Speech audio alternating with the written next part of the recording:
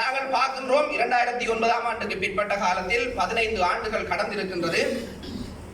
எங்களுடைய மக்களுக்கான அரசியல் தீர்வுகளை நாங்கள் எந்த வழிகளில் பெற்றுக்கொள்வது என்று நாங்கள் சிந்திக்கின்ற போது எல்லோரும் பேசுகின்றார்கள், நாங்கள் உள்ளக பொறிமுறையை நாங்கள் எதிர்பார்க்கவில்லை, உள்ளக பொறிமுறையை நாங்கள் விரும்பவில்லை, நாங்கள் சர்வதேச பொறிமுறையை ஒன்று எதிர்பார்க்கின்றோம், அதனூடாக எங்களுடைய மக்களுக்கான அரசியல் தீர்வை நாங்கள் பெற எத்தனிக்கின்றோம் என்று எல்லோரும் பேசுகின்றார்கள்.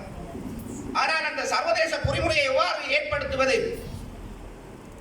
அதற்குரிய ராஜதந்திர ரீதியான அந்த நகர்வுகளை எவ்வாறு நாங்கள் செப்பனிட்டு மேல் நோக்கி நகர்த்துவது என்கின்ற அந்த எண்ணப்பாடு அல்லது அந்த பாதை வரைபடம் யாரிடம் இல்லை என்பது, இங்க இருக்கின்ற அரசியல் கட்சிகளிடம் இல்லை, அரசியல் தலைவர்களிடம் இல்லை என்பது ஒரு தளத்தில் தெளிவாக இருந்தது.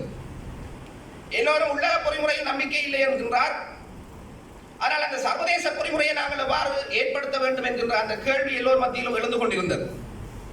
அப்ப அந்த தளத்தில் நாங்கள் பார்க்கின்றோம், 15 ஆண்டுகளாக எங்களுடைய மக்களுக்குரிய தமிழ் தேசிய அந்த உணர்வு என்பது காலம் காலமாக வெளியேற்றப்படுகின்றது.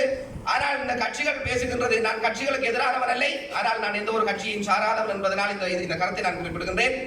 இந்த கட்சிகள் தேர்தலை அரசியலை மையமாக கொண்டு தமிழ் தேசியம் என்று பேசிக்கொண்டு அதனை இந்த வெறுமனை சொல்லாடலாக பயன்படுத்திக் கொண்டு அதை பாராளுமன்றத்துக்கு செல்லுகின்ற ஒரு எண்ணக்கரு கருவியாக அதனை மாற்றிவிட்டு அதை பயன்படுத்திக் கொண்டிருக்கின்றது.